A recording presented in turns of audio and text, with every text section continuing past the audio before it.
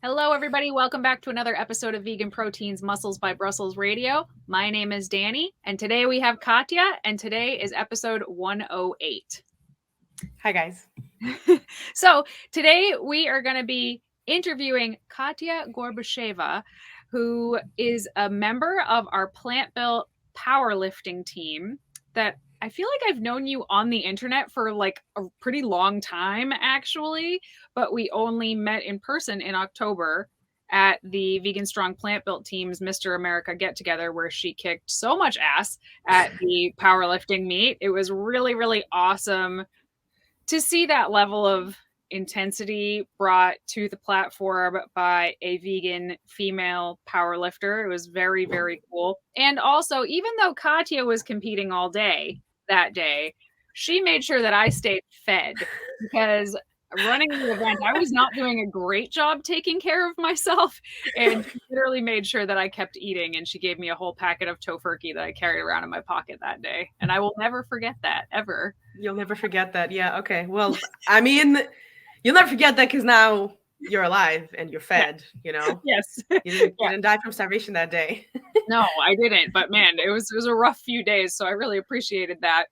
But I want the audience to get to know a little bit more about you. You have an interesting background. I think that would be fascinating for people to hear about. And I don't think that we've ever had a female powerlifter on the show before.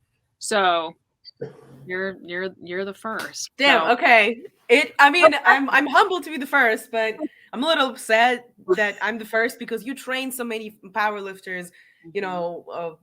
Men, women, doesn't matter what gender, but like you train so many athletes, you know so many athletes. So maybe that's just because you haven't done a lot of interviews in the yes. past. Yeah, we Okay. haven't done a lot of interviews because when we started doing, so this podcast has been on since 2014. Right. When we started doing interviews, we would get the recording and the quality was so trash that I was like, no, we can't do this. But now we found some new ways to do it, better quality recording. So now hopefully we're going to start having more interviews with people, but only if they're good, only if they're people who I like what they stand for, et cetera, et cetera. And I'm a very picky person. So Well, damn, that's a lot welcome of to the show, Katya. Tell people pressure. a little bit about you. Okay, a little bit about me. So I grew up in Russia. I came here for college when I was 18 and spent my happy days learning engineering, math, and architecture at Duke, only to get a massive depression when reality was shoved in my face after graduation. Because I worked in construction management as a civil engineer and kind of found my outlet in the gym. I would go usually every lunch break because we're building a football stadium and the surrounding amenities. So the gym was right there. It was really nice. So that's when I guess I started like powerlifting more, but I was writing my own workouts. I wasn't very knowledgeable. I was still more of like a bro science person. So yeah, I probably have started like, growing up in like a patriarchal society in Russia. I had pretty severe like body dysmorphia. I thought I was fat during my entire life, probably like the majority of the girls, and tried like every diet since maybe the age of 13. I've never imagined myself being able to do something athletic or something like impressive on stage, be like a magazine cover looking human, which I later did do in bodybuilding, as you know. Yeah. But yeah, I guess I was kind of still in the back of my mind, like hoping that some sort of like athleticism will bring me closer to being skinnier, not fitter, smaller, and being I don't know, better looking for according to whatever the standards I had in my head. So the first thing I did was actually bodybuilding, not powerlifting. That was when I realized I really like training my girlfriends, and I do that, for free, right? They just come crash my workouts, and usually if I train for 2 hours, I can see two girlfriends, and it was super fun. And then, when I just realized that my life isn't making me happy, the construction job is not making me happy, I helped organize a Shark Tank and patent competition inside the company and got a freaking cooler for that. That was like the most insulting thing ever. Like, not a raise, I got a cooler, Danny. And Yeah. and it was a great company, it was better than the other company that I worked for. But regardless, in the South, being a woman in construction is a really like alienating experience. The only ones that survive are the cool chicks with like big boobs who say that they don't have any other friends but guys, and they eat steak with them. And I was like, that's lame. So I wouldn't say like I was harassed there, but that industry made me, feel, I guess, illegitimate as a really well-educated woman because I had blue hair and changed into booty shorts and a bra to run to the gym for lunch. Like, people would line up to watch me, and I was like, I'm your manager. Can you just tell me when tile is being delivered? Right. So yeah, it was just making me sad that like some bearded intern had more credibility than me. And the way, I guess, even highly educated white women are treated in some corporate America standards. So I said, screw it, in January 2019 and quit it. And got certified as a personal trainer, started training some friends, then started training their friends, and kind of sort of grew, competed in my first bodybuilding show, second, etc. I think I did 4 total. I don't remember. Maybe less. I don't know. I have 7 awards. That's the only thing I do remember. They're on the wall over there. And then I got depressed again because looking like a magazine cover didn't make me happy at all. And Yep. yeah. Yeah, that's actually, I just wrapped up recording a podcast with Athena, and I said that was one of the biggest takeaways that I had from bodybuilding that actually was very profoundly helpful for me, was getting in the best shape of my entire life didn't improve my body image at all. And that made me realize it had nothing to do with my body at all. It was like my brain completely. Okay, I will argue with you on the best shape of your life, because I don't So think far. that looking shredded is the best shape of your life. I think I was in the best shape of my life. I'm in the best shape of my life now, strength wise, but like if I, it's getting warmer, if I do a little more cardio, I guess I'm hoping I will be in the best shape of my life, maybe in a couple of months when I'm strong and I have endurance. And like, let's say if I did calisthenics or handstands or like any kind of Olympic lifting, it would drop down my powerlifting performance. But overall, as an athlete, I would be a healthier human and a more diverse athlete. So that would be the best. I agree with you, actually. We talk about that a lot, how when you're on stage, it's probably the least fit you've ever been as an athlete, but it just, yeah, at that point in my life, it was the best like look that I had ever achieved, which is a subjective thing in and of itself, but within the bodybuilding criteria, didn't improve my body image at all. Didn't make me feel more confident in my body at all. And that meant, oh crap, there's like real work to do here. Yeah, it's funny. Probably only over the last year, when I've done the most therapy in my life and just the most thinking about the stuff, I've realized that like, I'm good. I'm enough. And like the comments that are like, why do normal looking people think they can teach other people on the internet how to lift?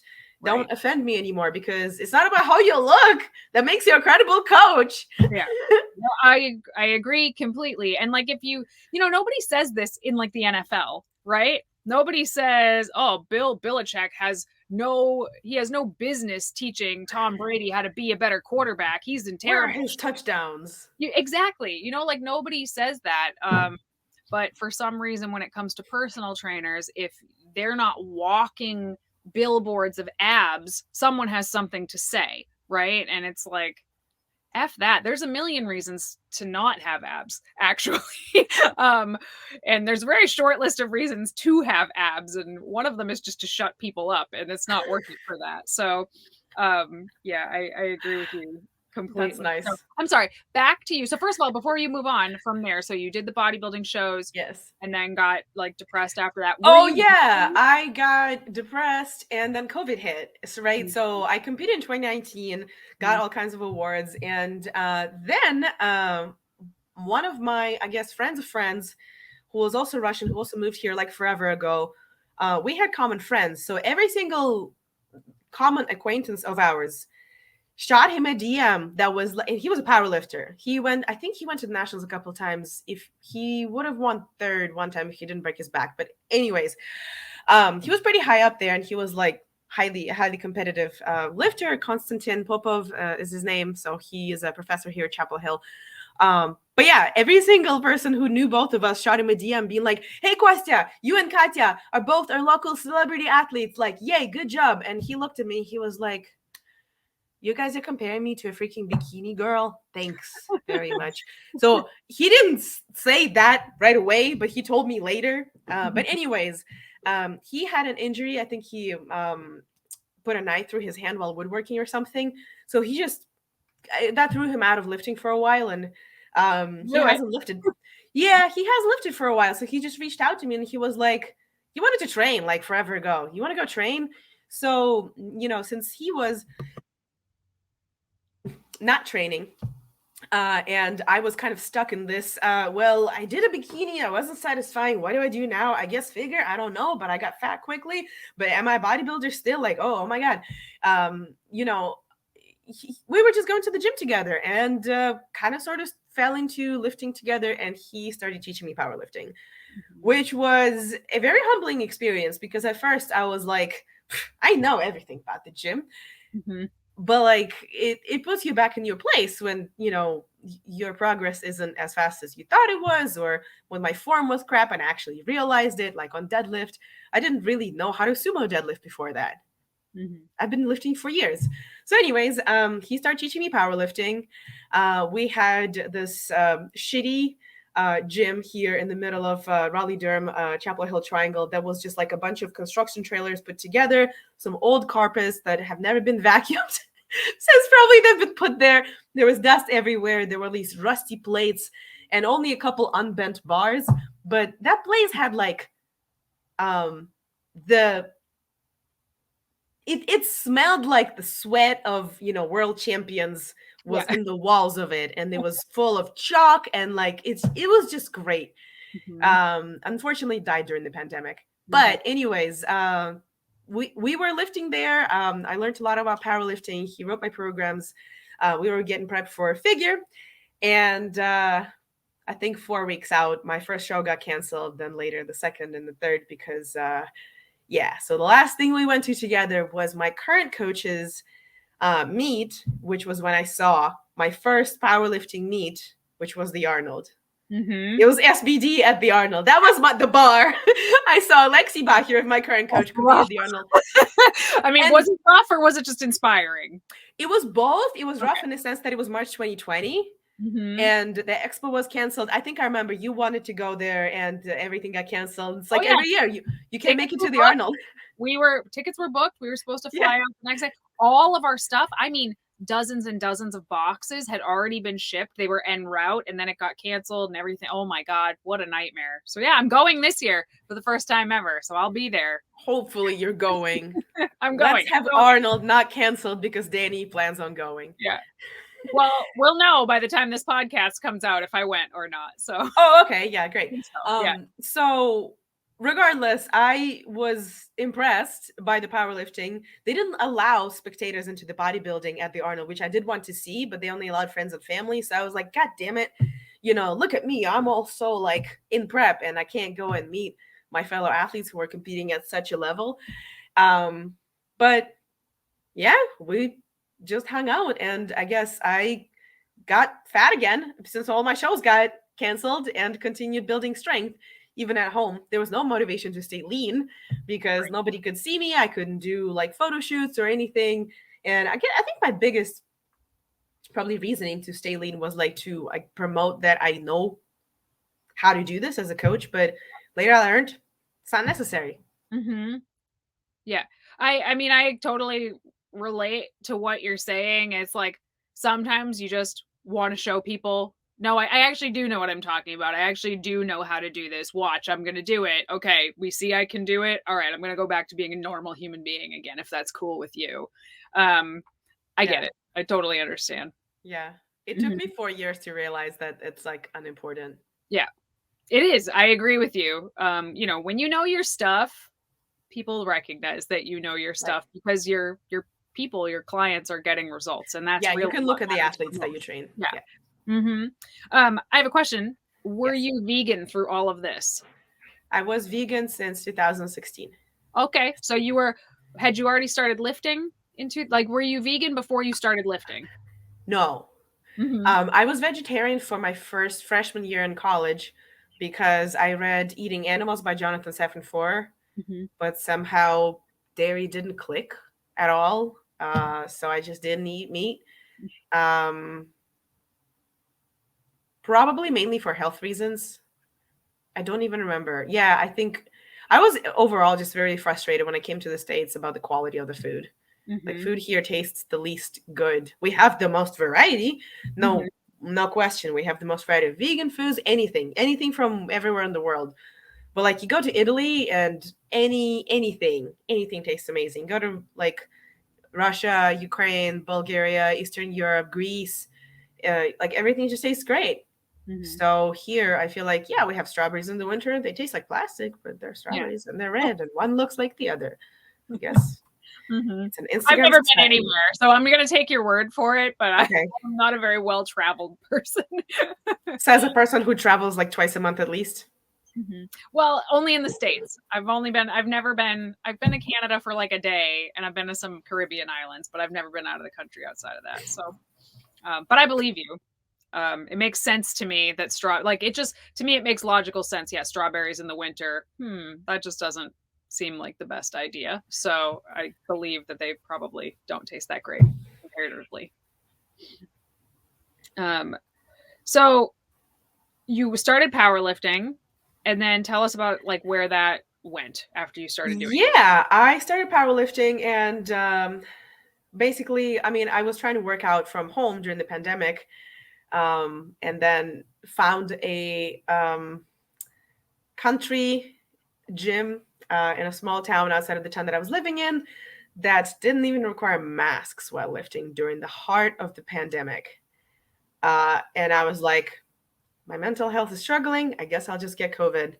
I was Mm-hmm. still wearing a mask, but I signed up and I started going there, and that was my home gym for like 2 years ish. Mm-hmm. And It was a strongman powerlifting gym. Mm-hmm. So the biggest probably thing that helped me was like I still had a lot of work during the pandemic. I had the most work because people wanted it like in-house workouts and people gained weight. So and I sat at home, so I was just I should have produced content honestly, but I just took on like double and triple the clients and talked to them all the time instead. But going to the gym was kind of necessary to stay sane, so I was doing that. And Alexi, the guy that I met at the Arnold, who was my coach's friend, my former coach's friend, he became my coach, and yeah, we've been training together ever since. Mm-hmm. And when you started powerlifting, because I mean, Competing. I think that you are strong as hell. I know you don't always agree with me, but I think you are. So I'm curious, like when you started doing this, when you started training to be a competitive powerlifter, did you get Yes. that feeling like, oh yeah, I've found my thing? Like, did you feel like that click into the right place sort of feeling? I felt it after the competition and after the second and third competition. But honestly, my first competition was so random. Like I was dating one of the guys who was lifting at the same gym and he was getting ready for a powerlifting meet. And, I was just going to come and hang out with him because it was like next to Asheville. We could hike and stuff. I was like, yeah, I'll come see you compete. Of course. And he was like, you should compete with me. You can still sign up. And I'm like, nah, not strong. And he was like, Katya, I looked at the roster. You'll probably win. And I was like, really? And it wasn't the winning thing. It was just the fact that like I I never considered myself super strong. I know you do. I don't know. I don't like I guess I'm okay. But maybe it'll be empowering, maybe it'll be fun.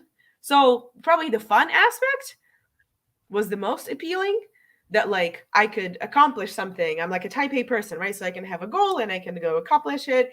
And then I can like have a guilt-free weekend of eating and sleeping and hiking, after your big thing. So I found out during bodybuilding and powerlifting that training for the event and anticipating the event is so much more fun and rewarding for me personally. Mm-hmm. Actually doing it, like, I don't think I have a lot of fun at the meet. Mm-hmm. It was just, okay, now we warm up, now we do this, now we Yes. do this, now where's my number, okay, this is my opener, okay, and it's just one thing after the other, and don't get off track, and like, yeah. And it's the same as like, I help organize veg fests. It's more fun preparing for them and promoting them and talking about them. The actual day is quite stressful. So regardless, I started feeling like a more or less legit athlete after I competed a couple of times and figured, like, I'm one of the strongest people in the room. Mm-hmm. Okay, that's, I guess, kind of cool, maybe. Yeah, it's pretty cool. I don't think I mean, unless I'm in a room of like kindergartners, I don't think I've ever been able to say that. So yeah, I think you're very strong. Tell the folks listening like what the numbers are that you lifted at your last meet, which was the plant built meet, right? Yes, Mr. I don't remember America. the exact numbers. Yes. So squat was 165. Wait, And I'll say do it in pounds. Say it in pounds because they'll want to. I'll calculate it while you say it. You said 165. Yeah, that's cool. I have it pinned in my Instagram. I can just open that. So that's a squat of 363 pounds. Yes. 363.7. No. Or 0.5. Anyways, bench 87.5 kilos, but I just didn't pause for 90, and then I realized too late. I benched 90 4 days later when I was traveling with the Veg Fest at a local gym. So I guess my lifetime PR is 90 kilos, but meet PR is 87.5. Which is a bench press of 198 pounds for a female. That, I mean, for a lot of people, that's a lot. I know some men who cannot do that, but you did that as a female. So okay, and deadlift was 172.5. 172.5 is 379.5 pounds. Yeah, and the total was 425 kilos or 935 pounds. Amazing. Very, very strong. And the intensity that you bring to the platform. I mean, I just love it. I just love it so freaking much. The intensity. Yeah. So I don't scream or I don't like slap myself. No, but there's an intensity to it. It's awesome. I appreciate it. So suffice it to say, you've been pretty successful at powerlifting thus far, and also you coach other people in probably all sorts of strength and physique endeavors. But when you're coaching people with strength specifically, what are some of the biggest mistakes that you feel like you see people make when their primary goal is to get stronger? Haha, I have a little cheat sheet. And I also had an Instagram poll of like what dumb people, what dumb things have the people that I know have seen other people do, with which the most of them I totally agreed. So I think the biggest mistakes for women is not lifting enough weight, being too careful, right? And the men usually have the opposite. It's just like ego lifting and equating moving the weight and space to training. You know, like throwing it around. If you're throwing shit around, that does not mean you're doing work. Like, per definition of work in physics, yes, work is being performed, but it's mostly gravity or momentum and, you know, whatever. So ignoring PT and mobility is a big one, or any kind of recovery stuff. You know, I know a lot of athletes who are type A personalities, you know, like you and myself and Julie and my client, you know, Julie, my client Caitlin, and my clients like Harsh and David, like they are, you know, they have goals. Like David is going to the nationals for deadlift for masters, and like he's been lifting only for a little over a year. He's strong as hell. And when I'm like, all right, we're deloading, we're taking this week easy, like, or when I don't know. So some new clients I think struggle with this is when I'm like, stick to the program. Yes. And they add more weight because they can. And I'm like, but then you're not gonna max next week. Yep. And they don't max, and then they get frustrated. And I don't want to be the I told you so person But like, why can't you just take it easy? Because sometimes your body needs it. Or why can't you stretch? I know you're a man and maybe it insults your manly ego, or you don't have time, but like, yeah, skip your run every once in a while and do your freaking PT. Or you have an option of going to the doctor later and then prescribing your PT. I'm giving it to you for free. I stopped selling it because nobody buys it. I just tell people to do it because they won't otherwise. Yeah. Oh my God. That's such a good point. And I was really, really, really hoping that you were going to bring up people trying to max randomly in the middle of their program. Because, I was feeling really good that day. And it's like, great, you just effed up the whole end of your program because you were feeling really good for 30 seconds and you don't even realize that you just like took your meat and just threw it away so that you could get this lift in the gym. Like, I get it. Like, you probably have felt it too. Like, oh, I know I could do more than this right now. But if you do, most of the time, you're going to pay for it when you really need to perform. I actually have never added weight. Oh, good for you. Like when I have a program and it's at X amount of weight, I don't add any weight. Usually I look at it and I'm like, holy crap, that's how much I'm supposed to do. I guess I will try not to die today. So like my coach is also really strict and I have a lot of volume. And I think that's like the only thing that I don't even need motivation or anything from this. I just know I'll get shit from him, which is enough of the motivation to not do anything different at all. Mm-hmm. He's a really like strict and I don't want to say conservative, but like he's a Soviet old school dude who never smiles and communicates with one word, but that one word can have so much message. You're like, yes. Yeah. That's good that you've never done that. I don't think so. I've never competed in powerlifting. I love the sport. I love fighting the pro yet. Maybe someday. Actually, it's not a sanctioned event, but somebody just asked me to do a meet here. And I was like, I don't know. But it was the first time I thought about it. So, but I love writing the programs. I absolutely adore the sport and going to the meets. I actually like watching a powerlifting meet more than I like watching a bodybuilding show personally.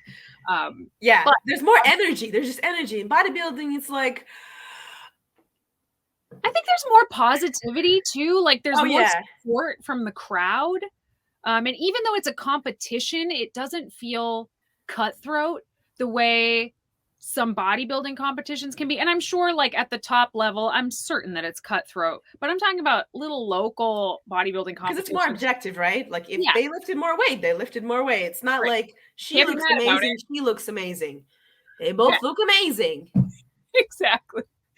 But I don't think I've ever had a single powerlifting client that didn't at some point do more weight than I wanted them to do. And they learned something that cycle. So. Yeah, I think for the majority of my folks, like it's obviously there's more personality types than two. Mm-hmm. But if we overgeneralize, like I have people who always sandbag, and I'm telling them, can you please do shoulder presses with something that's heavier than 25 pounds? Like 25 pounds per arm is your minimum. And it's a woman who's been lifting for a while. Like if I know she can do it, I've seen it, and she does like 15. And I'm like, Mary or Sarah, come on, man. And there's the other ones who just go overboard all the time. Yeah. But the majority of my folk who stick and they're going to compete either in bodybuilding or powerlifting, or they're just gaining strength for whatever the local thing, like they stick to their numbers. And I also try, like I give some RP, but I also like to give exact numbers, not even percentages. Like I will calculate their number that they put on the bar. They don't need to think about it. They just put it on the bar. And if you mess that up, like I don't know what else I can do for you. I do the same thing. It's a mix of the numbers and occasionally RPE, because I think that's a good thing to learn, right? Like I think it's a good thing to learn how many reps you have in reserve and what that kind of feels like. I mean, how do you feel about that? I'm curious. Yeah. I like reps in reserve. I mainly give that for accessories, or if it's like if we're far away from the meet, if we're just messing around and learning. In the beginning, I might start giving them RPE and just see how they feel. And then that will help me learn more about their personality and the way they treat lifting, the way they treat their body, rather than if they can actually guess correctly. So that will give me some more input on like what they won't tell me. And then I'll use that to write their program in the future. I totally agree. And sometimes I'll write the weight and then I want them to write the RPE they perceived it as at the end. Ah, So that, I'm okay. still telling them what to do, but I want to know what it felt like to them afterwards. And there's so many questions you ask that you're not actually looking for that answer. You're looking for the information behind that answer, which tells you something about that athlete. You know what I mean? It I'm sounds gonna like have to make a the note for same that. thing. Um, so any other big mistakes you see people with strength goals make? I have one in my head and I'm curious if it's on your list. Yes. Ignore form outside of the gym. The Ooh, majority good of my athletes don't get injured in the gym.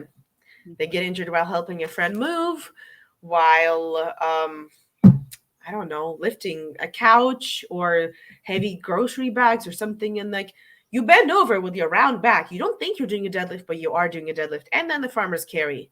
Mhm. So, like, it's a weird compliment to get sometimes, but I feel like it's so drilled into my brain that, like, when I'm picking up whatever heavy that thing is, I will do it with the best form possible for that purpose and to use the least amount of the least amount of effort and to use the most amount of like geometry to make Mhm. it easier on myself because I only need to lift in the gym. I don't need to get extra exercise outside the gym. If my friend helps me, asks me to help them move, I'm like, damn it, you asked me because you know that I'm strong and that was Yeah. your logic. And I kind of appreciate, but like, I only lift things in the gym. you Yeah. know so anyways, I can even like see if clients are good or not good recognizing this because they will say do a dumbbell deadlift, bring the dumbbells to the spot where they're deadlifting with the most shit form, and then just like Yeah. Oh yeah. while doing the exercise, and I'm like, what were you thinking? You're still carrying the weight. Can you please Mhm. carry it appropriately? Or put the plates on the bar. A plate is 45 pounds. It's a lot of pounds. Mhm. Can you like squat down a little bit to grab and use your Right. legs to get up? Because you say it's too heavy. It's too heavy because you're trying to lift it with your freaking biceps.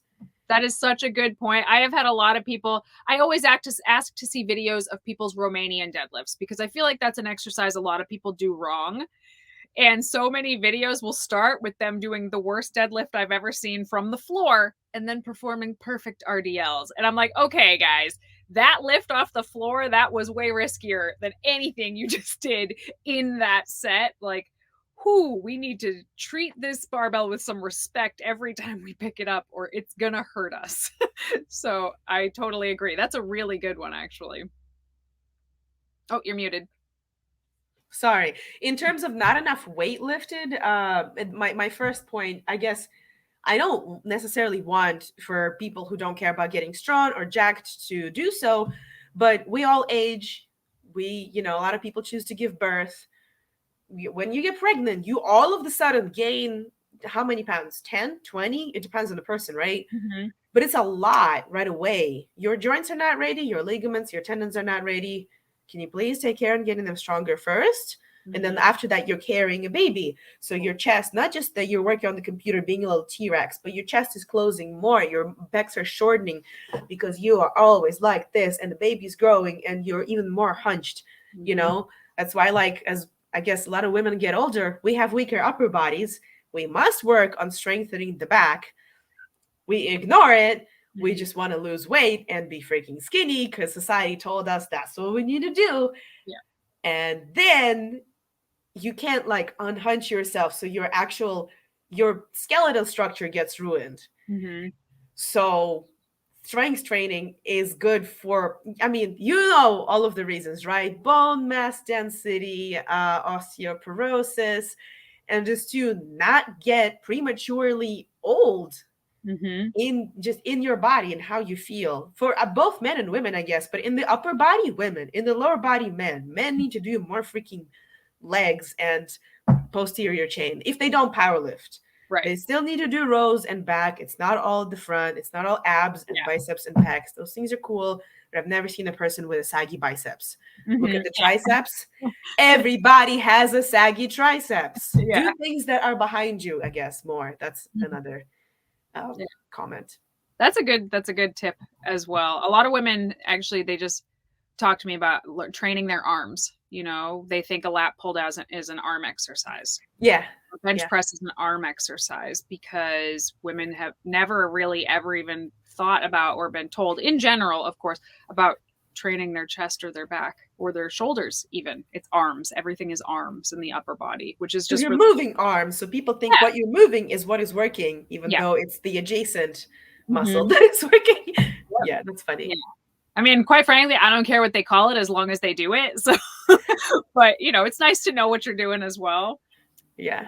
The only other mistake that I can think of, or not the only other mistake, but a huge one that I can think of, and I'm curious if you've witnessed this. I think I know the answer, but people that have strength gains that are not eating enough to get strong. Oh, well, you train more bodybuilders than me, and I'm a lot easier on, I guess, my folks. And I won't even give them diet breaks sometimes. I'll just be like, this day, you're not allowed to track. Mm-hmm. Yeah. And they Mm-hmm. freak out. But then, like, Yeah. yeah, I try to hit the not eating enough problem from the body dysmorphia perspective, about which we can probably record another podcast. Uh, At um, least one. at least one. Yeah, you've had a body dysmorphia series on YouTube. I've had mine on Instagram with a lot of examples of what clients have experienced and told me what I've experienced. So, um, yeah, in terms of not eating enough, I think the majority of my guys don't have that problem. The majority of my female athletes stop having this problem when they see that they can still lose weight while eating more than they have and being full and like training how they like and doing no cardio. So like I'm about to post a testimonial from one of my athletes who's going to compete in 6 weeks, Caitlin. She's been lifting with me for like 3 months, if that. She lost 9 pounds and she's really short, so it's like very visible.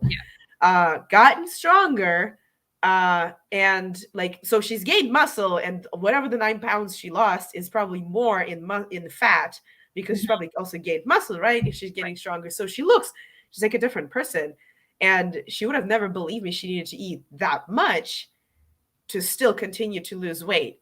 Right.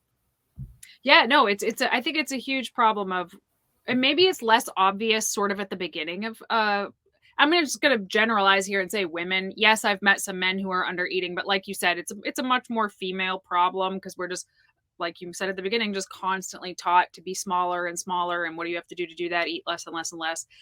But I feel like as somebody gets more like intermediate, in their intermediate, you know, the newbie strength gains are gone, where you just start lifting and eating better. And suddenly it's like, you can train really, really smart, but if you don't start eating a little bit more, you're going to have a hard time increasing your numbers. And I feel like that's a really hard sell for a lot of women who, like, at their core are just terrified of gaining weight or putting on body fat. Or, you know, I do work a lot with a lot of people who have bodybuilding minded goals, but they also want to get stronger too. And some of them are just staying too freaking lean to actually get stronger. And they're not willing to be a little less lean to be a little more athletic and strong. I have a challenge for you, Danny. Can you like trade clients? I'll take those wonderful people and teach them how to live. Mm-hmm. Yeah, it's hard sometimes, I think, for people to recognize the trade-off. You know, the trade-off of a certain look for a certain level of, you can't have it all, you know, like very few Unless people, you're a genetic freak, yeah. very few people are capable of having it all at once. Yeah, maybe those people just leave me soon, because when I show them pictures of, they see videos of me now, and I show them pictures of me bodybuilding. There's not a lot of like videos from my bodybuilding days because I was, rushed. I was wearing like the sweat belt and all of this dumb shit that I believed was so real and was so helpful. So I didn't look good, and I was also miserable. I was like alone, starting the business, studying for my tests. There are videos from that era, but like I showed them the videos of me lifting then. Like I'm not enjoying myself. I'm just I'm trying to get through it, and now I'm just like, yeah, let's hit. What was it that I did yesterday? I converted for you 308.5 pounds, 3 sets of 5. Let's just hit it. Mm-hmm. That's the day. Yeah. I don't care if I'm fat. I care that I get up. Mm-hmm. Well, you feel better. People don't really, truly, honest to God, like the average person, maybe not this podcast listener, because at this point we've really hammered it home, but the average person does not understand that having some body fat on your body versus being really lean feels 1 million times better. You are a nicer person. You are a more energetic person. Your sleep is better. Like, there are so many reasons to have some body fat on you're stronger. Like, I could go on and on and on and on. The Yeah. only benefit to being really lean is that it looks kind of cool. That's it. And even that's subjective, I would like, say it looks different, and I would say we're taught to perceive that that's considered a good thing, right? Look at any Disney movie. I'm about to record a video on body dysmorphia that's going to have examples of good characters that are all, over exaggerated, like feminine facial features if they're female, waist that's like this big. I mean, look at Jasmine, look at like any Mhm. fairy, Yeah. and look at the Ursula or like any evil guy. They're always old, fat, ugly, old, fat, Mhm. ugly. It's Yeah. like, am I an ugly person? That means I'm bad? Like, Mhm. you're born with some sort of a face that is considered ugly or not in whatever the culture, society, and time that you live in. And those beauty standards constantly change. So trying to chase that is like a losing game. Just wait a couple years and your body shape will be in style. Don't you worry. Have a big ass? We Yep. got that for you. You're into, can't gain weight? Well, cocaine chic is coming too. Yeah. Just wait a I couple swear to years. God, Athena and I just had this conversation an hour ago for the last podcast, which is actually going to be the next podcast that actually comes out. So stay tuned, guys. Dive a little more into that. But it's so true. Like, we were talking about how most of the time, if there's a movie and there's an overweight person in the movie, like you just said, they're either evil or they're the butt of the joke. It's the joke. That's the whole joke is, oh, this person is fat. Ha ha ha. Like, are we not more clever than that? Like, that's so stupid. According to our politics, not really. Yeah, but I'm looking forward to your body dysmorphia Disney series. That sounds It's right up just my one of alley. the examples that hopefully I'll manage to plug in there. Yeah, no, that's a very good point. But yeah, I've found a lot of people are just like super frustrated that they're not getting stronger, and I'm like, okay, I got an idea for us. We're gonna bump up the calories a little bit, and they're like, whoa, whoa, whoa, hold your horses. I don't know about that. I just want to get stronger. And I'm like, okay, well, the programming is on point. You need to eat more or move less, I guess, if you want to, but we need to increase the calorie balance here. One thing that you kind of sort of mentioned in there is like the progress is not fast enough. Rushing progress is a huge mistake that a lot of people make. It's like they see the 6-week transformations or however many 5-minute transformations, and it's like there was apparently no plastic surgeon involved in whatever the advertisement that you saw. And this person who is like 65 looks like a 35-year-old, and they look amazing, and like, you can do that too. Just buy this thing. Cool, but you can't do like 2-day shipping for a 6-pack. So like, my bench was stuck at the same place for about a year. Was I frustrated? Yeah. Did I stop lifting? No. I wasn't really eating more or less per se, because I don't really track what I eat. I just try to get enough protein and then kind of do whatever outside of that. So if my weight goes slightly up or slightly down, it's like, okay. But my bench finally went up. I went up 12.5 kilos since last year. But it was like a significant amount of weight. Within a period of 2 months, Danny, it was literally stuck at the same place. And then something just happened and it just went up. So, and I've been lifting for a while, so I don't get beginner gains. And, shit like this will happen. So just saying, don't stop lifting. Yeah. Yeah, I agree with you completely. So my next question for you, which we've already gone over a couple, but maybe you have some others too. What are some strategies to avoid injury when chasing strength goals? My number one rule for my clients is do not get hurt. Because if you get hurt, you're out of the game for a certain amount of time. So I know we talked about doing your PT like preemptively, and you just mentioned not chasing strength goals too fast. Do you have any other advice for avoiding injury? Because I remember reading a statistic a couple years ago that like 82% of competitive powerlifters are walking around with an injury. So it's a high injury risk sport, and I want to know how we can get that number down. Can you send me that study? I'm just curious what population they're using, what year that was.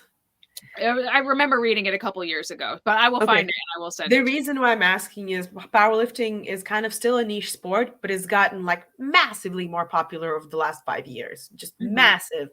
You know, like I can count the amount of powerlifting gyms in the area, in the, you know, not a huge metropolitan area that I live in North Carolina. It's insane. The majority of my clients have a home rack, barbell, and weight setup in their what's it called when it's 2 people and kids, or 2 people uni, you know what I mean? I don't think I do.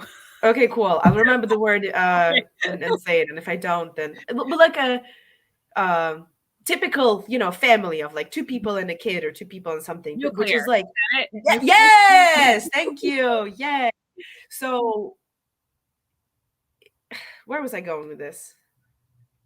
Powerlifting and how much it's blown up in the last few years. Yes, I don't think as many people would proportionally get injured like now necessarily, because there's a lot of rookie powerlifters. There's a lot of like home powerlifters, people who, you know, may not compete. They just kind of do it for fun, for something that's different than running, you know, to stay strong and have fun, maybe with their loved one, maybe connect with a kid or a neighbor or friend.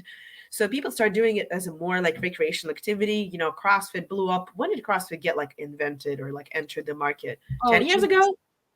It has to be a little bit more than that, because we introduced our team when it was still pretty new in 2014. Okay. So probably around 10 years ago. Yeah. So I would say when sports like this just get introduced, and you know, I've had a lot of clients who came for like, yeah, so I tried CrossFit and like my back hurts. Like, can you actually teach me how to do this stuff? And I'm like, okay, cool. Show me what you did. And they would show me, and I'd just be like, oh, okay. You don't bump the barbell forward with the hips during a clean or a snatch. It's supposed to go directly up. You just get under it. And I'm not even an Olympic lifter, really. Right. So yeah, I feel like it's good when sports like this get popularized, but then like the amount of rookie lifters increases, and the amount of injuries may increase. It is concerning. 84% of powerlifters do get injured, but yeah, in the gym also, not like carrying a couch. Was that in the gym?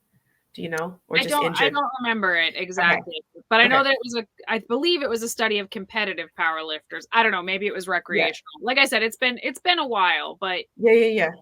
You know, I do think that the things that you mentioned are really important. I think really taking the time to learn your form before you start really getting heavy with it, I think that's really important. I think a lot of people think they're doing all sorts of lifts correctly when they're not, but especially squatting, benching, and deadlifting in maybe less than ideal ways. Yes. And then trying to get really, really heavy with it. And then boom, weakest link goes out, you know? Yeah. Yes, in terms of avoiding injuries, stick to the program, do your PT, take days off. The majority of my athletes train 3 days a week, maybe 4.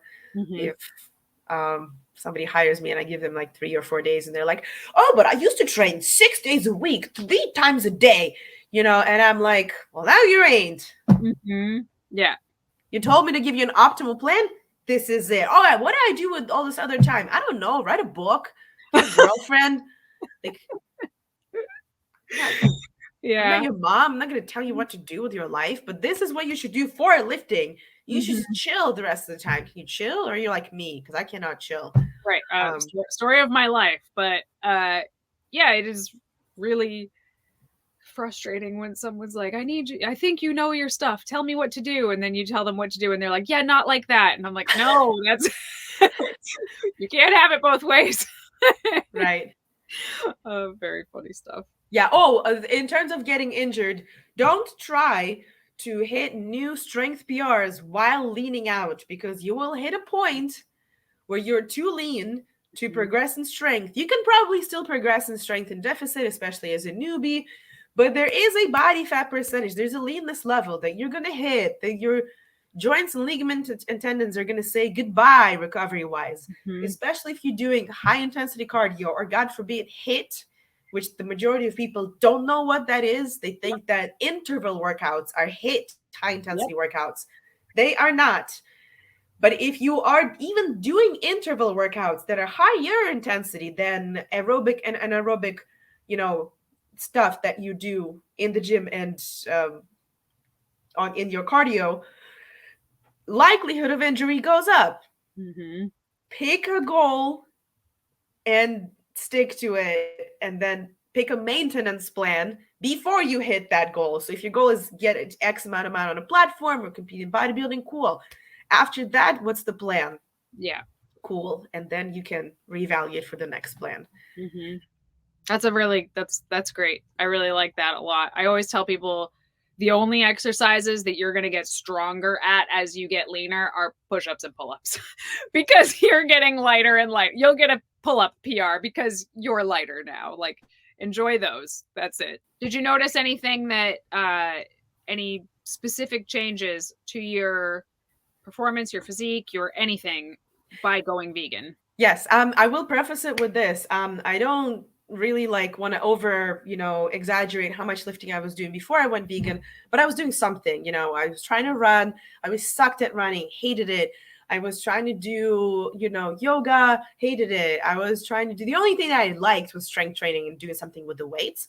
But that's probably because my dad really likes to lift weights. He built, all kinds of crazy contraptions in our basement from like pipe and rope and like a pulley system and this thing, like he built a machine that is for adductors and abductors, that Mhm. is a pulley system that goes like this. It like starts from one end of the ceiling and then goes like around the room, and you hook it up to the knees, so it looks like some sort of a 50 Shades of Grey like device, because you hook like ropes to your knees and then you can, do your adductors and abductors. It looks so freaky. But like, I mean, Mhm. it works for him, and he's had 2 back surgeries. So he has to do a lot of these exercise prone, which means laying on Mhm. the ground.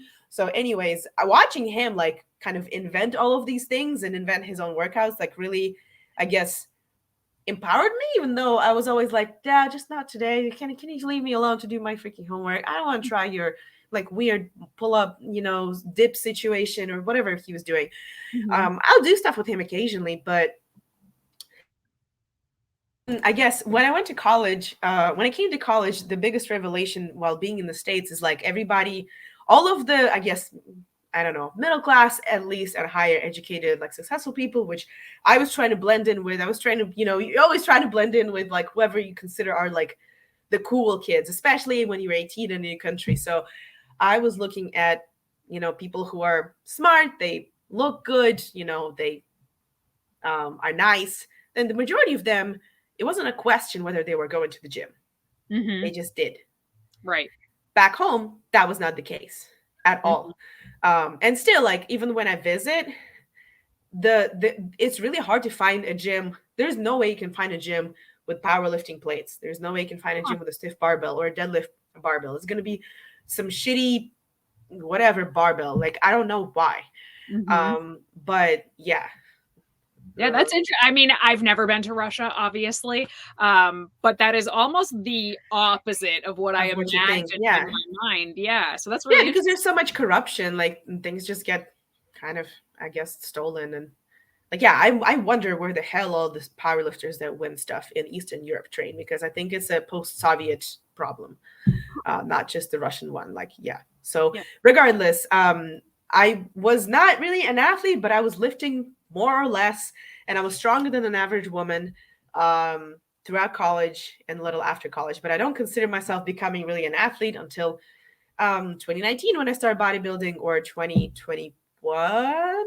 Yes, when Mhm. my first powerlifting competition was in March And what year did you 2021. go vegan? I went vegan 2016. So the Okay. differences between vegan and vegan, I can't really say Mhm. um, in terms of strength, because I wasn't on a program before, and then after I was. So duh, you'll make progress when you're on a good program and where you're eating properly. But what I can say is that what prompted me to go vegan was blood work that they did at work. And as a 23, relatively lean person, I think I weighed like 145 then, and I'm like 5'6.5". Um, I felt like there was like a brick in my stomach, that something was just heavy, even when I tried to lift or run. And I think I saw Cowspiracy and then Forks Over Knives, and then you just go down the rabbit hole of vegan documentaries, and you're like, oh my god. So I just noticed how light I felt in my intestines the most. The fact that I could like run fast and not worry about my stomach, or like my side that started to like cramp up and hurt, or like yeah, my blood work in I think 8 or 9 weeks I redid it, and my cholesterol dropped 3 times. Wow. And so did triglycerides. So I have blood disease history in my family. Everybody has high blood pressure, high cholesterol, and they think it's genetic. It's genetic. Well, stop eating animal products. It's gonna stop being genetic. Yeah. I agree with you. I deal with the same thing in my family. They're like, oh, we all have high cholesterol. I'm like, well, not all of us, actually. Yeah. Those of us that decided to go vegan seem to have turned that around. That is that's interesting. And that's cool that you actually have like documented blood work around that time. I wish I had something like that from that. Yeah, time. I need to post about this because I have this, but it's like personal. Yeah. So we got a couple of questions from people online, and they're really big topics. Again, these could be podcasts of their own entirely. So we did talk a little bit about body dysmorphia already. So the one I really want to talk about is thoughts. This is such a huge topic. Thoughts about PEDs in strength and bodybuilding, and how or if it aligns with vegan core values. Wow, that's a big one. That's a great question. Thanks, Julie. I think we need to start with what are core vegan values. I mean, I think you're going to get a lot of different answers to this question, but to me, it all comes down to not harming animals, not using or exploiting animals. Like, it's not, for me, vegan values, it's not about health, it's about animal rights. I know other people disagree with me, but that's how I feel. So, yeah. I guess to me, environmentalism is huge. So it's like, killing animals is bad, but we're also killing ourselves and our future generations. And it's like peeing in the well that you drink out of. Like, why are we doing this to our planet when we literally have all these other food options and, home body care products? Like, it's dumb. It doesn't make sense. So if the PEDs don't create more waste or suffering, then you can go ahead and harm yourself if you want. That's totally your body and your choice. And I think a lot of people don't realize that for the most part, and I'm not an expert on PEDs by any stretch of the imagination, but my understanding is that most steroids are synthetic. So I used to think that testosterone, it came from animals, but it's not. They're mostly synthetic. So I think most of them are technically vegan. So if someone decides to go that route, I'm not going to do it. It's not for me. But if somebody goes that route, I'm not going to think they're less vegan for it, if that makes sense. Right. Yeah. If we're talking from the vegan standpoint, I think people can do whatever the hell they want. And if they're like a high performing athlete, that is competing in a non-sanctioned federation, if they're strongmen, which are typically not non-sanctioned, non-drug tested federation, non-drug tested sport, like, you can do whatever the hell you want. They're synthetic. And actually, I do know some people who use PEDs not only for strength or like any kind of athletic goals or to look a certain way, but they use them to get less injured in small amounts. So such as like if you're an aging athlete and you still want to compete, you're not at a super high level, but like some steroids, for example, like get prescribed, like in Israel, they get prescribed to like old women a lot. So they don't have, joint aches and things, and they can just jump around like 20-year-olds and feel like they are, even though they're older, and they don't necessarily lift weights. So there are other benefits to some steroid drugs. They get prescribed for autoimmune disorders and things like that, right? So steroids are not always bad. They can get prescribed to make you feel better depending on what conditions you have. When you talk about steroids and, SARMs and other PEDs, I don't know, testosterone, growth hormone, all kinds of other hormones, they get not necessarily prescribed, but get Get them somehow. consumed. Yeah. Only for strength or aesthetics goals. That's just the choice of that individual athlete, that I don't think makes them less vegan or proves less of a point that like vegans can compete at a high level, because I don't know any vegans who do take them, I think, which is kind of great, but it's also kind of sad because we don't have that data, and we could compare like vegans versus meat eater who do use PEDs. How does that work? Like, I would be curious to see that. Would that be good for those people? I don't know, probably not, but yeah. It's a tough situation, right? Because it's illegal. And I mean, I would make the argument all day that it probably shouldn't be illegal. I mean, it should be regulated, but I don't think it should be illegal. I think if it wasn't illegal, people would talk about it more. Because I do know some vegans who use steroids, and I'm not going to out them or anything like that if they don't want to be.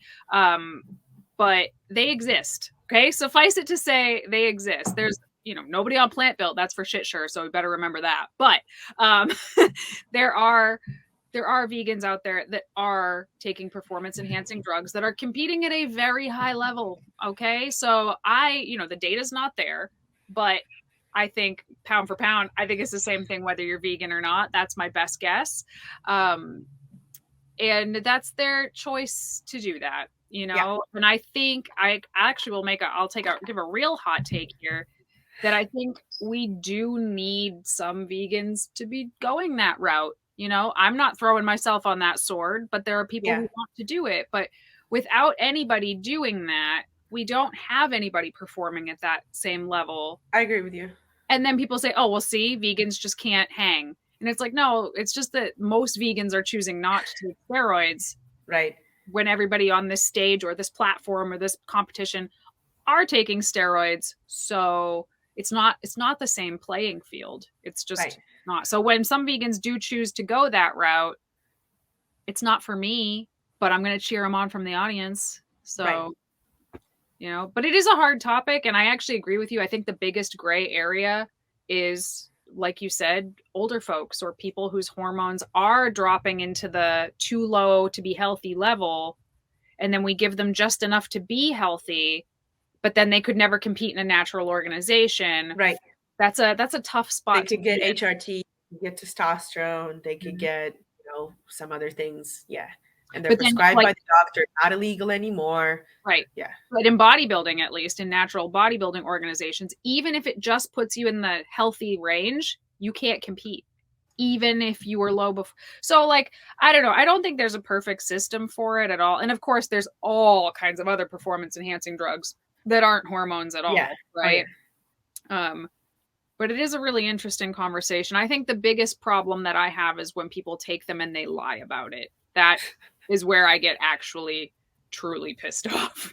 When people say, oh, follow me for my top 10 tips to build your glutes. And it's like they left out the most important tip they have, which is their pharmacy. I'm on steroids. Right. Yeah.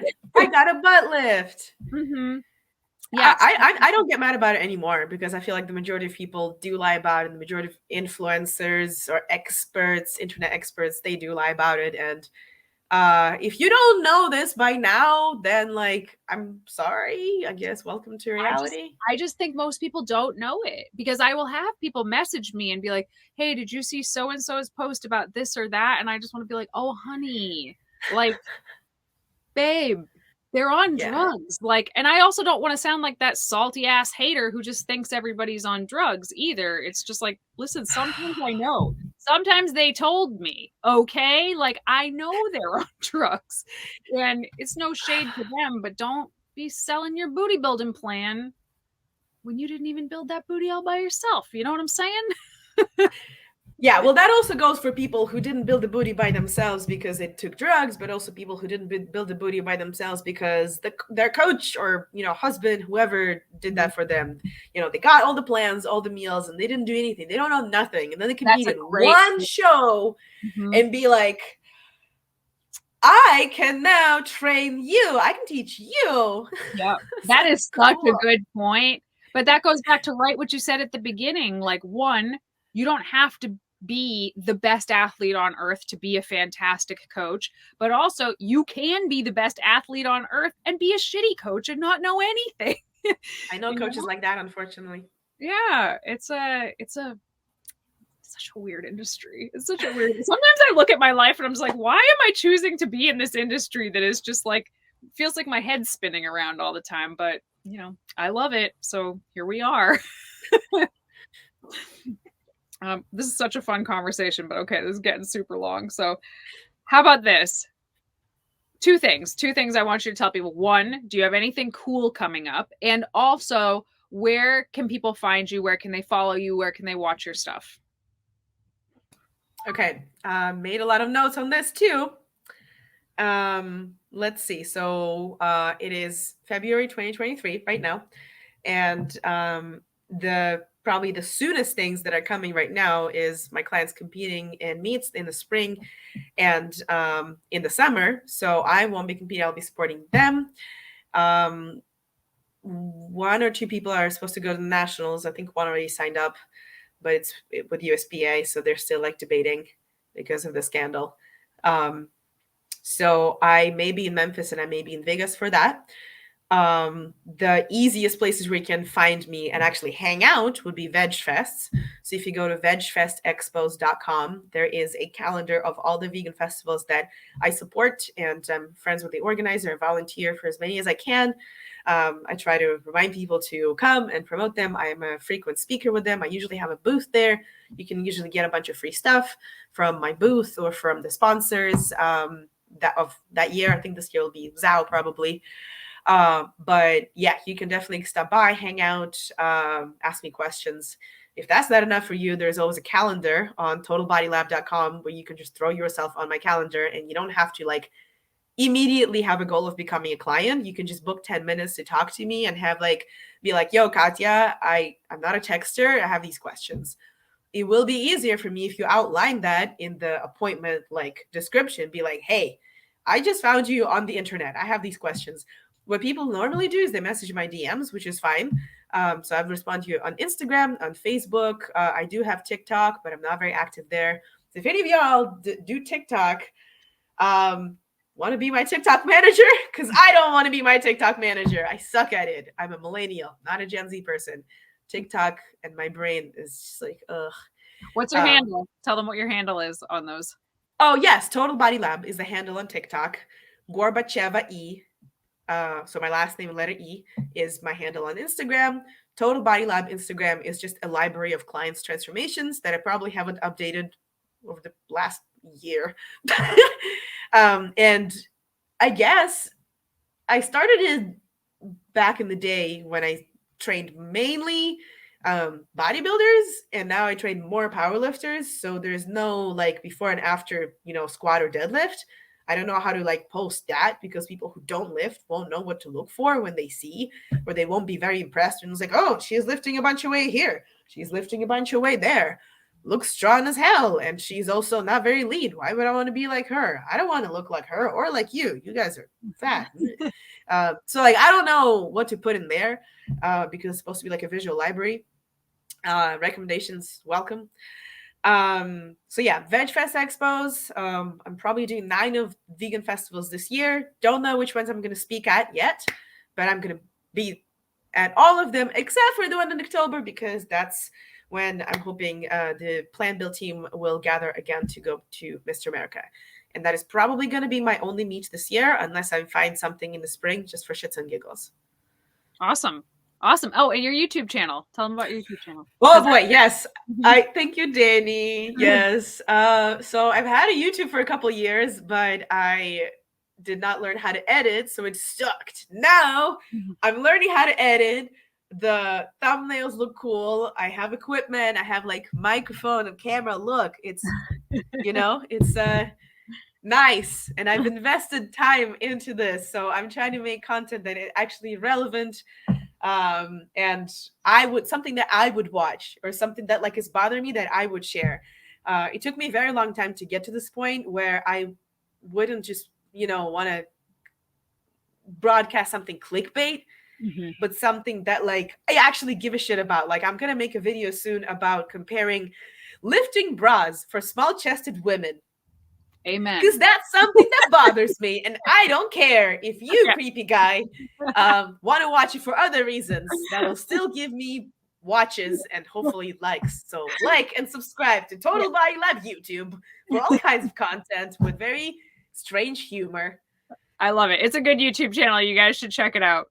All right, everybody. Thank you so much for tuning in to another episode of Vegan Proteins Muscles by Brussels Radio. If you have any questions or things you want to hear about, you can always email us, coach@veganproteins.com. If you're interested in any kind of coaching, you can check out veganproteins.com. We have all different levels for all different goals. And you can find us on Instagram, Facebook, and YouTube at Vegan Proteins and at Muscles by Brussels. Thanks again so much for tuning in. Thank you so much, Katya, for being here. This was a lot of fun.